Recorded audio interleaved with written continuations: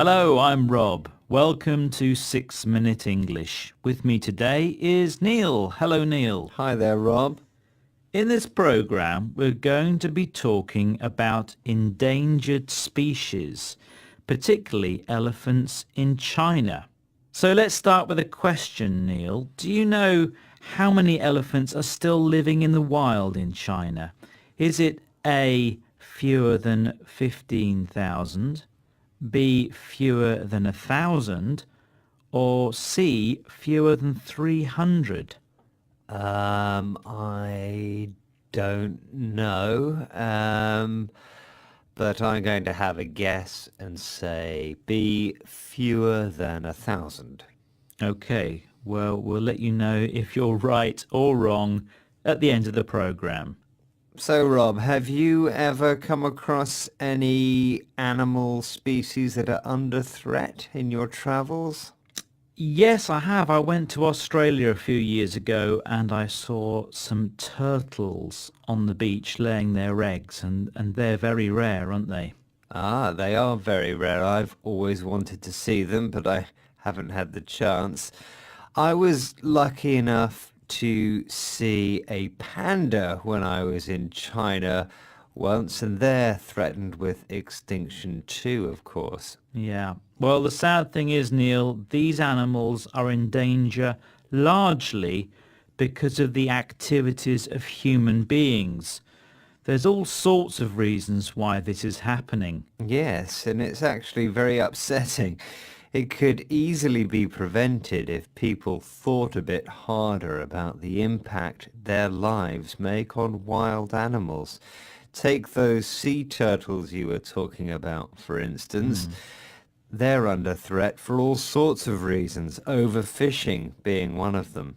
Then there are various species of rhinoceros which could disappear in a few years' time. Again, people poach these creatures. Poach means hunt illegally because their horns are used for medicinal purposes. And of course, in country areas, miles from civilization, it's almost impossible to keep a check on illegal killings. It really makes you think, doesn't it, Rob? Well, actually, it's not that simple, Neil. Human beings are also under pressure and often have strong arguments in favor of their actions. This Chinese farmer explains. He uses an expression that means arrived. Can you tell me what it is? 那个大象太多了。There are too many elephants around here. We used to grow sugar cane, but then the elephants started showing up and ate it all, so we gave up growing it. There was barely anything we could grow. No matter what we planted, there was nothing to harvest. 目前就是我们种那个 Now we grow rubber.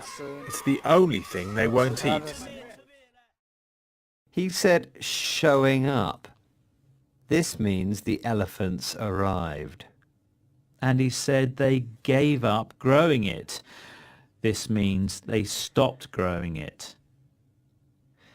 The plight of the Asian elephant in China makes a pretty bleak picture, I must say. I understand that they are victims of all sorts of abuse.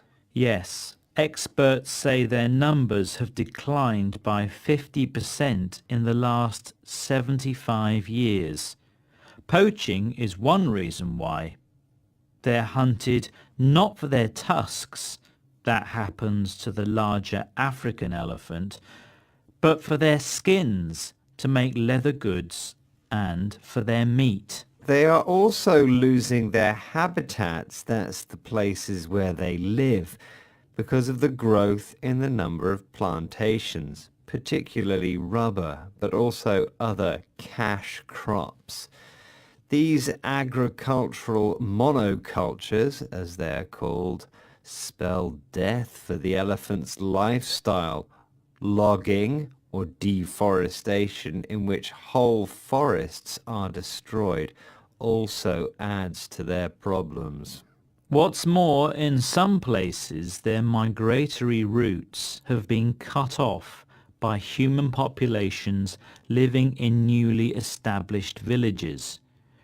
In a more general sense, just expanding human population is forcing them out of their natural environments.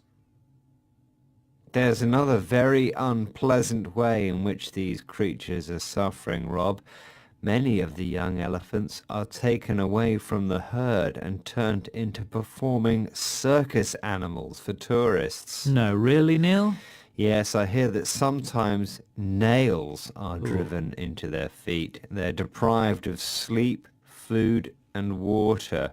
That's to make them easier to train. Okay, well that sounds so cruel. But there are people trying to improve the situation, Neil. For example, there's a rehabilitation program. That's a scheme to bring them back to a normal life, which rescues elephants at risk and gives them protection within a special sanctuary. Then there are some people who are trying to get farmers to work in a different way. Let's listen to a forestry policeman. He uses an expression to describe the way people farm the land. Can you tell me what it is? It makes me sad. I want people to know that they shouldn't cut down the forest, and that there are consequences if they do. I want them to change their farming practices, to change how they make a living. We could become a tourist destination. People could make money from that. He said farming practices. This means the way people farm the land. And he said make a living. This refers to people earning enough money in order to survive. So let's hope the elephants still living in the wild in China can be saved. So would you like the answer to the quiz question now, Neil? Yes, okay. You asked me how many elephants are still living in the wild in China. Was it fewer than 15,000, fewer than 1,000, or fewer than 300? And I guessed 1,000. Well, I'm afraid the answer is actually fewer than 300. Oh no, that's a real cause for concern, isn't it? It certainly is. Well, we're almost out of time, so let's remind ourselves of some of the words we've said today, Neil. Poach. Habitats. Showing up. Gave up. Farming practices. Make a living. Rehabilitation program. Thanks, Neil. Well, that's it for today. Until next time, goodbye. Bye.